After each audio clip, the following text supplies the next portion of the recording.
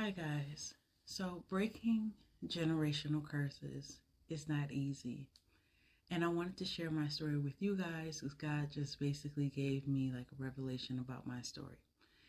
And so, one of the reasons why my previous relationship with my daughter's father didn't work out is because one day, God basically revealed to me, had I stayed or if I stayed in that relationship, my daughter's future would be like my past childhood.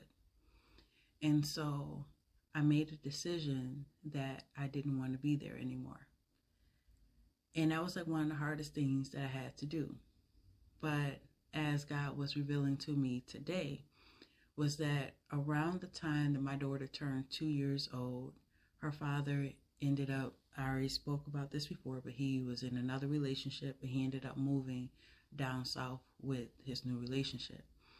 And God revealed to me that if I would have stayed, my daughter would have been 2 years old, or she was 2 years old when he left. And then they went down south. Well, when my mom was with my father, they got married or whatever. And when I was 2 years old, they moved down south to Georgia. So now I know my mom can tell her own story if she want to tell her story, but I know for me, at that moment in time, while I was dating my ex, because we broke up before she was 2, but either way, I was unhappy in my relationship. And if I'm not mistaken, I'm not sure, but my mom may have been unhappy in her relationship, but she would have to tell her own story. And so what I'm saying is breaking generational curses is not always easy.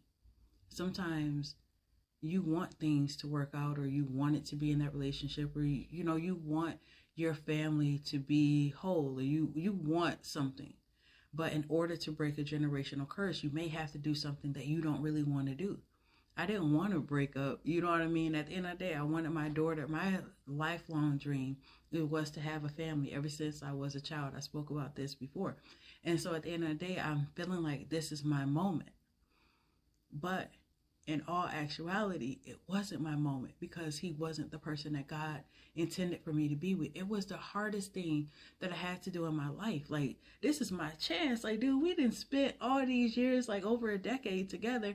You should be my husband, if anything. And we have a kid together. And now I have to break this off so that my daughter won't have, her future won't be my past, won't be my childhood.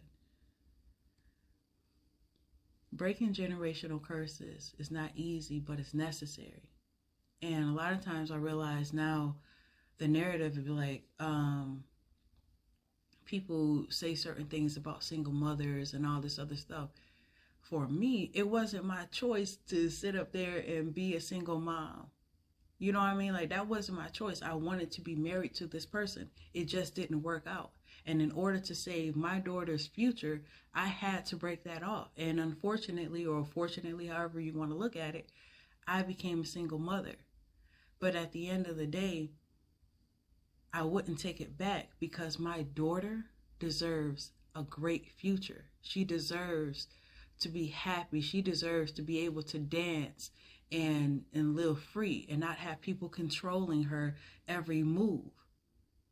So at the end of the day, if I had to break that off in order for myself and my daughter to be happy, then that's what it takes. And that's how it is with us with breaking generational curses. It's not always, it's never like, something that you really want to do. But in order for you to live the life that God has chosen for you, you have to be a generational curse breaker, and you have to go a different route than what anybody else maybe expects.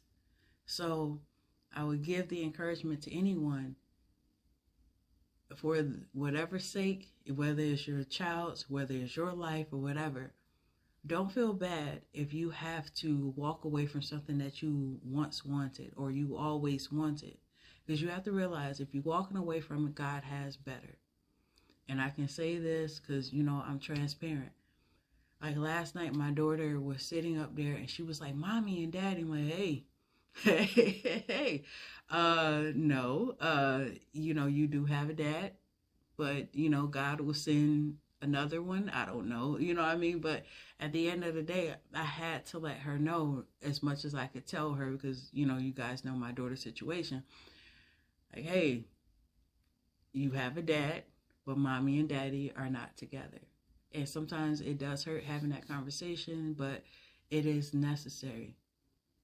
And for any single mothers out there and who have probably been in the same situation that I have been, you're not wrong. You did what you had to do for your child. And when God wakes you up to let you know that this person was not for you or they're not for your future, you have to walk away. No matter how bad it hurts, you know that if God is telling you to walk away, there is better. And if you have to heal through that process, because that's what you already know, you guys know that's what I'm doing, heal through that process. Do what you have to do, because what God has is better on the other side. And it's better to basically heal properly than to go back to what's familiar and hurt even more. So I hope that this video encouraged you guys in some way, shape, form, or another. Love you guys.